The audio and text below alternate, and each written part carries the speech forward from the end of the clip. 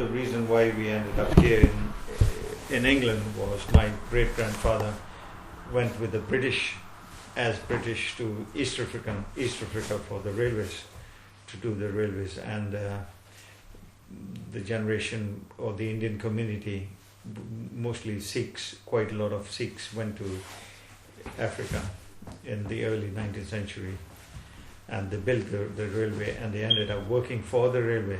Thus my father was a railway driver in Kenya, and the locomotive engines, which were one of the biggest engines in the world because of the hilly altitude on the thing, they need big engines, but all these locomotive engines and all that were built in Britain. So it was a very strong link with Britain for everything we had. And being Kenya, Uganda and Tanzania, East Africa being a British colony, it was very close links with Britain relationship and all that. Eventually they split East Africa into individual Kenya, Uganda and Tanzania. But a lot of the Asians which had carried on their culture and carried on their tradition, especially the Sikhs. The Sikhs were outside of Kenya, were very, very popular in East Africa. They had their temples, they had their tradition. We kept our language, and everything was kept going. Even up to today, there are a lot of Sikhs and Asians and Hindus, Muslims, all still in Kenya as their home, as their first home. But unfortunately, after the independence, we had no choice but to come to England.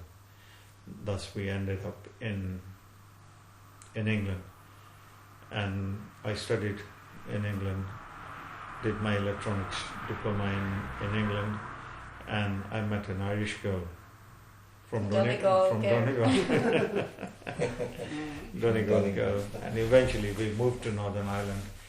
And to see the Sikh community was very small here, and we were lucky to find a Gurdwara, the temple, where we can get together and to see if we can keep our culture going here. It's really, really important what the Sikhism teaches us, and we like to keep that going. Were there any Sikhs in Donegal when you arrived? No, I was only one. Everywhere I've been just like on my own, and even at work I was the first Asian, in fact, for the company I work for. And now a few Hindus have started working for the company, but I was the first one. So wherever I went, it was just quite lonely, to see the culture.